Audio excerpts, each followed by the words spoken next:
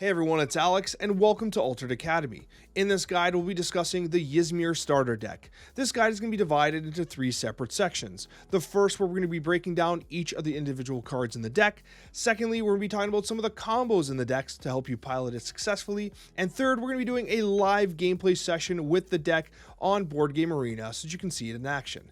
Let's get started with the deck's hero, Akisha and Taru. Akisha and Taru do a great job of allowing you to set up a board state that you can take advantage of. Your opponent playing cards first gives you a chance to be reactive with your spells and abilities. Now, you only get to do it half the time, and while Alice, one of the cards that are available in your deck, does allow you to proc the after you even if it's not your turn, it isn't the best utilization of that card's stats and abilities. And so as a result, you're generally using Akisha and Taru when you have initiative and you want to see what your opponents are going to be putting on the board first so that you can be reactive. You don't always do it right away. Sometimes you make a play like you want to discard something from the reserve before they get a chance to play it, and then they play, and then you use the after you. So sometimes, it's better to hold it until a later part of the day as opposed to using it right away, but that's something you'll get a hang of with practice.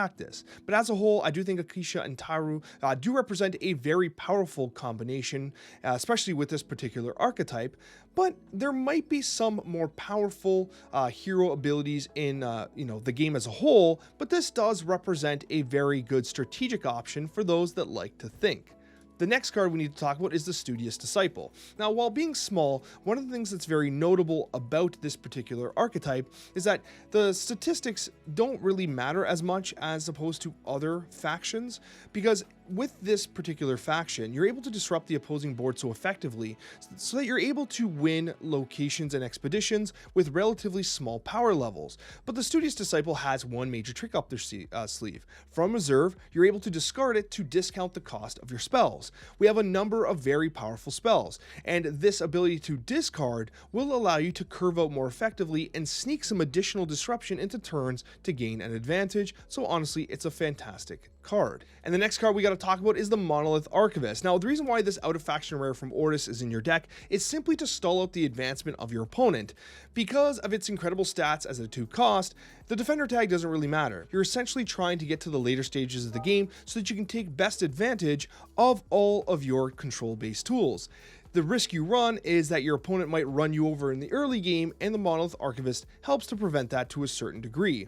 The next card is the Tooth Fairy. The Tooth Fairy is very interesting from a standpoint that it allows you to get that incremental hand advantage that we talked about earlier. Essentially, as a 2-costed card, it comes down with a relatively weak body, but it does discard from the opponent reserve, which gives you that advantage you're looking for. The amazing thing about this card as well is that the 1/1/1 statted body for 1 cost from reserve is great in situations where you might have initiative and you don't want to use after you quite yet.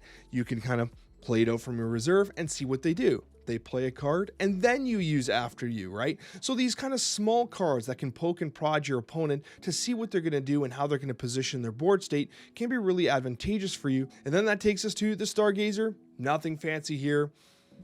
It's literally just a 2-costed 1/2/1. That's it. It does come out of the reserve, slightly discounted for the same body, which is useful, but nothing too fancy here. I can't even get hyped about that one. Now, the Lady of the Lake is interesting because as you advance through your expeditions, it's going to be disproportionately beneficial to focus in on the water, and that's exactly what the Lady of the Lake does. No surprises there. Once again, very vanilla 2/2 from both reserve and from the hand. No given effect, but hey, it is pretty well statted into the water location. Now, Baba Yaga. Baba Yaga is a fantastic card. Slightly weaker on the body, but not like insane considering you literally draw a card. If you play card games, you must love drawing cards. It's one of the best things you can do, especially in a control style archetype. Baba Yaga's rare version does amp up the stats ever so slightly. It represents a fantastic card to include in this deck. And the more cards you have in hand, the more that you can kind of press your opponent and take advantage of their plays. So Baba Yaga is a great card to generate that hand presence that you need to kind of respond appropriately to your opponent's plays. And then we have the Kadgerian Alchemist. Got to practice reading these things eventually, but this card is okay. I mean, it's kind of okay statted.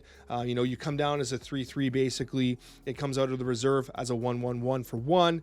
it's okay. The rare version comes out as a 4-statted card for 3, which is good. It's decent stats. You're not going to find all of that often. But generally speaking, it's that 1-1-for-1 style of play where you poke and prod from reserve. But it does represent a decent stat stick in this deck, which honestly does not have much stats at all. And then Alice is an interesting card. Alice is pretty decently statted as a 3 cost. It's not great, but it's fine as a 2-2-4. Its rare version also getting a little more stats as a 3-3-4. Pretty damn strong. Now, what you'll notice is that both versions do have the after you effect that you can discard it from reserve. Now, in my play experience, this did not feel worth it. Now, there might be given circumstances where you're going to want to discard Alice in order to generate that after you effect, particularly in the late game perhaps. But for me, because this deck lacks so many stats, her stats are simply too valuable in my early play experience. And so as a result, I do recommend that you kind of use your, your actual hero ability to after you, and you use your small cards to poke and prod the expeditions while using Alice as a decent bodied statted card in order to kind of get out there and, actually win a expedition for you. And then we have Dorothy Gale. Now, Dorothy Gale comes in both a standard version and the rare version. What's notable here is that it has fair stats, but not great stats, but it's disruptive in both versions. From the hand, the core version will kind of move a target character to the reserve. If it has fleeting, it gets discarded, which gives you an opportunity to trade a location very effectively. If they've played a large bodied card there and you just send it to reserve or you discard it altogether, you might just essentially win. It's a very good disruptive capability. Now, the rare version does cost that 2 additional from reserve, but it maintains the effect of sending a character to reserve, which is exactly what you want to do. Once again, you have a card that puts stats on the board that also disrupts your opponent. Sakurabaru is the big card of this starter deck and has a very powerful ability which essentially sends your opponent's expedition back 1 whole spot. That's pretty damn good. You also have the rare version here as well, which has additional stats and allows you to discard it from reserve to draw a card if you so choose, although the 4-costed 5 body is pretty decent to play out as well, since you tend to kind of lack a lot of stats. What's notable about this card is that you generally want to combo it. You can play it on turn 7, but sometimes if you have like 9 mana, for instance, you want to play it down and then respond to their play with like an off you go so that you can actually win it and keep their location pushed back. Because if you don't win the location and you push it back and they just advance, yeah, technically it did something, but it kind of didn't as well, right? So you can best use it by comboing with some of your other disruptive abilities to both push them back and advance whenever possible. Of course, that's the dream, but that is what you're trying to do. Beauty Sleep is one of those combo plays. What Beauty Sleep allows you to do is put something to sleep, and therefore their stats don't really apply. They have like an anchored style effect where they don't go back to reserve, but you basically negate them for the entire turn. What's awesome about this, if they play a very large creature on board, or character I should say, you can just put it to sleep and advance. That's pretty good, especially in the later parts of the game where like just advancing by 1 might be the difference between winning and losing. Beauty Sleep tends to be an excellent disruptive ability. And then you have Off You Go. I've mentioned it a few times here. Off You Go is one of your bread and butter based spells. Very expensive from reserve, very strong from the hand with that surprise element as well. This allows you to trade very effectively in your expeditions so that you play inexpensive and relatively weak characters, but then you respond to their plays by just negating them, right? So it's classic counterspell style gameplay to some degree, but you're sending characters off the board, a really effective skill. And then you have Spycraft. You'll see in the gameplay highlight, we do use Spycraft quite effectively. Spycraft is the kind of spell that you like to use, especially if you have initiative and they have something in the reserve. You discard whatever's in the reserve through your sabotage and you resupply. That's great, because although of course you like to draw cards better because you get to use that card twice under most circumstances, resupplying is almost like a half draw because you get to use them once. The only disadvantage with Spycraft I should say, is that some of the spells, most of the spells in the deck, are more expensive from the reserve. And so as a result, if you get a spell as a resupply, it would have been better drawn into your hand. However, some of the characters are really beneficial when they're kind of top decked in resupply, because you can use them to poke and prod the expeditions, relatively inexpensive, usually at only a single cost. And then we go to the Banishing Gate. Banishing Gate is a fantastic spell. What Banishing Gate allows you to do is take whatever creature you want, character I should say, I keep saying creature, and just ship it. You just discard it, doesn't even go to reserve, it's just gone. It's also very notable that you can do this to permanents and landmarks as well. So if you're against a Brassbug Hive or something like that, the monolith from the Ortis faction, you can just boom and get rid of it. A very powerful ability, especially in the late game. And then we have Kraken's Wrath. Kraken's Wrath is great, especially when comboed with After You. You basically delay your plays on the board, they fill out their board, and then you send them all to reserve. What's notable here is that when done near the end of the turn, they're likely to have too many cards in the reserve because of the Kraken's Wrath. They can only keep 2 overnight, and so they'll be just discarding things at the end of the turn and wasting their cards. Very advantageous for you to drop Kraken's Wrath at those opportune times. Overall, those are the cards in the deck. Now let's go through some of the combos you need to know to be successful. Now this particular deck is not very combo centric, but there are a few things you need to consider. For example, the Studious Disciple. When discarded from the reserve, it does discount Off You Go, Spycraft, Beauty Sleep, Banishing Gate, and Kraken's Wrath, all of which can be very powerful when used appropriately. In particular, when you have relatively weak characters, you play them out, and then you're able to disrupt your opponent's board state. When you use Studious Disciple, sometimes a, 3-costed Banishing Gate slides in on curve in a very surprising way that your opponent might not be expecting. So it's almost like, I don't want to call it ramp because that's not really what it is, it's cost reduction, but being able to sneak an extra card out on a turn that perhaps you wouldn't have been able to do otherwise might be the difference between winning and losing, or advancing and not advancing. So be very cautious of how you use Studious Disciple. The next combination to be aware of is Dorothy Gale, both versions of Dorothy Gale, and both Tooth Fairy and Spycraft. These are 7-costed combos. What you can do is you can play Dorothy Gale, send something to reserve, and then just discard it using the Tooth Fairy or Spycraft.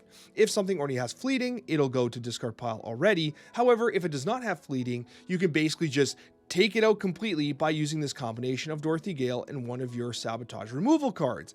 The benefit of using Spycraft is that the card will actually resupply as well, which is pretty damn cool. So not only are you completely disrupting their board state, disrupting their reserve, but you also add to your reserve as well. A pretty good combo if you ask me. And then we have to talk about Kraken's Wrath and Banishing Gate. Now, the reason why I bring this up is because I've mentioned a bunch of times already that these cards are very disruptive to your opponent's board state. So consider how you can use Kraken's Wrath and position your relatively weak characters in a way that the Kraken's Wrath will make it so that you're just winning both locations, and they can't do anything in these expeditions because they're out of mana and you've completely disrupted them. Banishing Gate's very similar. If they play a very large creature, you Banishing Gate, and then you just might need to throw a Studious Disciple there from reserve, and it wins the expedition all by itself. I couldn't even tell you how often I win expeditions just by one, with one small character, because of the disruptive factors of Banishing Gate and Kraken's Wrath. So definitely do not sleep on these smaller static characters, especially when played in from reserve, using After You to set up the board state that you can then take advantage of. It's legitimately fantastic. And then we have Banishing Gate itself. I just wanted to quickly kind of highlight some of the creatures and some of the landmarks or permanents you might want to be getting rid of. Now, in the starter decks themselves, Brassbug Hive represents an excellent target for the Axiom faction. Obviously, the Monolith as well for Ortis. Ortis is trickier because they tend to zoo very effectively. And then you have Asmodeus for Lyra, which is honestly anchored half the time, boosted, and just problematic as a whole. So Asmodeus represents a very good target, but it doesn't really stop there. As you continue playing Altered, you're going to want to target other things as well. You know, the Hydra, the Kybara, like these are huge characters, right? But they also have Tough, right? Which basically increases the cost of Banishing Gate to target them, which is common with a lot of the larger characters, so they don't just get removed willy-nilly. They have a little bit of a defense towards that. But if you see a Shenlong, there's a good chance you're going to want to get rid of it. And if you do, once again, they commit 6 energy to their Shenlong, and then you Banishing Gate, and then just like put a 1 cost there and win. It's kind of crazy how that works. And it's very notable that you discard it, it doesn't go to reserve. And then we have Sakurabru. Sakurabru is a fantastic card when coupled with some of the disruptive effects. You play Sakurabru for 7, and then what you do is you Beauty Sleep so they don't advance, or you Off You Go so you win another location, or etc. Okay? Sakurabru can be a little trickier to use at times because it's relatively weak statted, but it does have a tremendously powerful effect. And again, it does tend to, regardless of whether or not you advance or they advance at the end of the day, it does extend the length of the game, which is advantageous for you. And now we're going to go into our gameplay example. It's a good one, and I hope you enjoy. Tough choices overall here. What I'm going to do is I'm going to go with Banishing the Gate, Kraken's Wrath, and to some degree, I'd like to keep Tooth Fairy, but I really do like Dorothy. Our early turns, I think we're going to Baba Yaga, get some hand generation, and then go from there. I do like Tooth Fairy because it is a lot of disruption, and that really inexpensive card helps you to kind of close out the locations themselves, or the expeditions, I should say. Dorothy's just too good to put face down here, especially as a rare. We only have the one of. It's a great control piece, so I'm just not willing to let it go. Some difficult choices there, and I mean, we're a little expensive here with the Baba Yaga, but it's fine. So they're going to do the After You here. I'm going to go with the Baba Yaga. It doesn't really matter which location we go into here, so we'll just send it here. You could have made the argument to go to the rare in order to make it so that, you know, if they have a standard Baba Yaga, we're able to trade it more effectively. But I think what they're likely to do is just to play into the other side. Yeah, so that's kind of what I expected as well. And we would have wasted our Baba Yaga, our rare Baba Yaga, had we done that, right? Had they been able to kind of match this, then flip it with an inexpensive card on the right side, would have gotten punished. But the likelihood of that happening on turn one is pretty low. So we'll both kind of trade here. Both drew a card, both did the exact same play. Now the After You comes to me as we gain initiative, and let's see what we draw into. In this case here, I'm going to get rid of the Monolith Archivist. The reason for this is because they're not putting huge stats on the board, and I don't want to get rid of my Banishing Gate. We already did put one down for mana earlier in the game, and so in this case here, you know, I know they're not going to have extremely powerful creatures on board, or characters I should say, and so that I think is worthy to put face down. Now in this case, I'm not going to actually After You here. I see the Baba Yaga and I have a Spycraft. Now the challenging thing here is if I Spycraft, I'm hoping to pull something into reserve that I can then play. I don't want them to play Baba Yaga straight up here, and it's also notable that I have Baba Yaga as a 2 cost in this particular you know, game as well. So what I'm going to do is I'm going to Spellcraft here. I said Spellcraft, I meant Spycraft. Get rid of the Baba Yaga, and we actually do get our Sakurabru, which is not really what we wanted. It is a 5 for 4, which is not too bad. Now they do play the Alice. That did commit almost all of their energy there. It's unlikely we're going to be able to trade here because obviously they have 4 power in that location in the water. We're going to go on the other side, and so we're going to ultimately trade, but I did get a bit of a hand advantage there. I think it's very unlikely to play a card here. We didn't end up using our After You. I could have used it on that prior turn, but I did not want my Baba Yaga to get disrupted, which is the kind of risk we run in a mirror match here. Like if I After You and, you know, they have a Spellcraft or Spycraft of their own, then suddenly my Baba Yaga is gone, and I don't have an effective play into that right expedition here.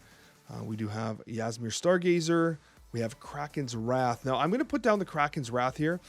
This deck does not go particularly wide that we're against, so I'm willing to put down Kraken's Wrath a little earlier than usual. If we were against Ordis, I would have kept the Kraken's Wrath, but in this case, I think we're okay doing this. So they are going to Spycraft. They're going to get rid of my Sakurabru, which I think is a correct play. That's a 4-costed, 5-statted card across the board. In this case here, we're in a bit of a tricky spot. They have the After You. They also did get an Off You Go, that's just going to be a little more expensive from the hand here. So what I'm going to do is I'm going to play the Stargazer to the right. We're going to do a little bit of a scouting maneuver here to see what they've got next. I would assume they're going to play After You here, and when they do, I will play Baba Yaga. Okay, they've chosen not to use their After You. Okay, interesting. That's not the play that I would have taken there. They are putting just a little bit of power on this side to make me at least respect it. We will play Baba Yaga right. And now they have 2 energy to commit to win either of the 2 locations. I'm currently ahead. I don't think that was the optimal play by them, I'll be honest with you. But hey, we're still learning the game here. People are still kind of sorting things out. And they do manage to match and exceed on the Hero Expedition. We are going to advance right. They advance left, which is okay. They committed a lot more resources than we did, in my opinion. And they're going to have to discard 2 from their reserve, which I think is really impactful. Okay, so we have initiative once again, In this case, I don't think I want to get rid of Spycraft because of our ability to disrupt their Alice right now. Off You Go is excellent as well. Now, this particular deck we're playing against does not have very large characters. Obviously, the Sakuboru is present, but it doesn't represent like a massive threat in terms of power. It represents a threat in terms of its activated ability when it lands. And so I think we're okay to get rid of Banishing Gate at this time. What I'm also going to do is I'm going to Spycraft right now. I'm going to get rid of the Alice. I think Alice represents some decent power. Also, it's unlikely that they use the discarded ability there, but let's get rid of it. And once again, we do have an extra card in reserve, which is great because we can play them from reserve now. We only have to worry about having too many cards in reserve at nighttime. I could also discard the Studious Disciple from hand to play the Off You Go for 1 cost, which I might consider doing. Just thinking about my play here for a sec. We're likely to have to use After You here. They only have 1 card in hand. It's very unlikely we get punished from a standpoint of getting disrupted in our reserve. So I'm going to After You. Okay, so they've committed 2 cards to the right. This is particularly interesting. I think what we're going to do here is we're going to use the Stargazer left just to poke and prod to see what their answer is here and if they do have an answer or not. Because with 3 mana, what we can do is we can discard the Studious Disciple, use Off You Go, and then we can throw the Baba Yaga into that location. So this is what we're going to do. Okay, so they've passed their turn. We've won the Hero Expedition. We're going to discard the Studious Disciple. This allows us to Off You Go. We're going to get rid of the Alchemist. We're going to play Baba Yaga right. And that gives us both expeditions. And that is how you play Control. We're going to go with Baba Yaga here. So in this case here, they've committed all their energy to move us back here. We're not going to be able to win this expedition. Okay, that was a very good turn by them. We do have Banishing Gate and the Stargazer. We also have the After You capability here. I'm going to mana this Dorothy. It's not an exciting proposition here, but I feel like we have a decent curve with 8 energy and 9 energy on the next turn. And so if we can hopefully use this to some degree of effectiveness, we should be okay. We don't have an opportunity to disrupt their reserve, and so we'll just wait here. All right, so they go with the Sakurabru on the right side. I'm going to have a hard time saying that name properly, I'll tell you right now. Okay, so what I think we're going to do here is we're going to use the Baba Yaga from reserve. We're going to play it on the left because we want to kind of poke and prod here a little bit, see what they can do with their hand. I think they're likely to play from reserve here for the 1. Yep, that's the correct play. They're still behind there. Now, we do have the Dorothy. In retrospect, I could have played the Stargazer on the left side in order to kind of take advantage of that second mountain power. Baba Yaga on the right side. But then again, I wanted to play from the reserve, and I didn't want to show that I was going to compete in the right side here. We're going to take a little bit of a risk here. Okay, what we're going to do here is we're going to play Dorothy Gale. We're going to flip the right side. We're going to get rid of this. That does get discarded because it already has fleeting. And that allows us to win this right side. Okay, the Off You Go the Baba Yaga. Okay, good play, good play. Unfortunately, I don't have an inexpensive card, so we are gonna trade locations here. That was a good play by them, and that's where Off You Go is so strong. And as I mentioned in the prior section of this video, what Yzmir really excels at is winning locations with small power because of their disruption capabilities. Right now, the Dorothy Gale is going to be a target for Spycraft here, and I get my own Spycraft.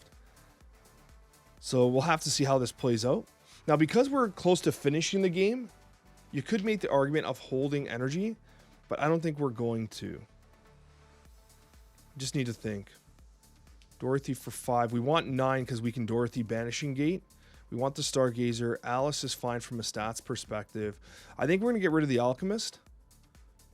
I think the Alchemist is the one that can go, despite it being a 3/3 for 3 and then 1 in reserve. I want the Spycraft because I want to get through the deck a little bit.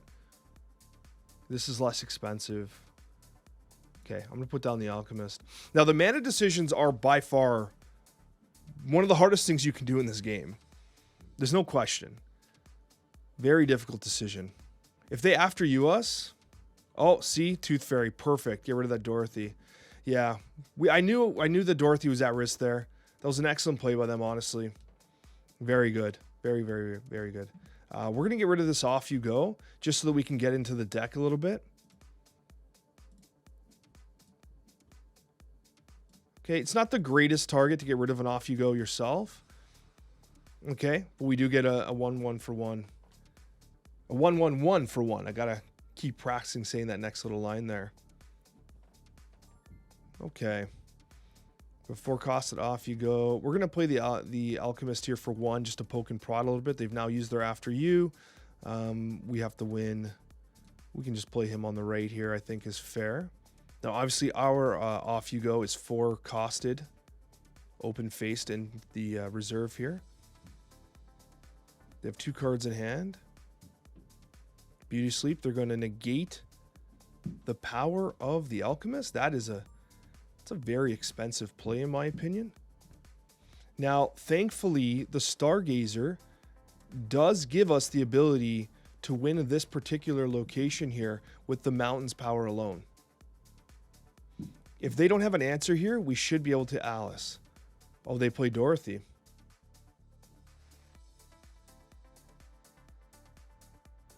Now we're in a situation where we can bring it back out for 2.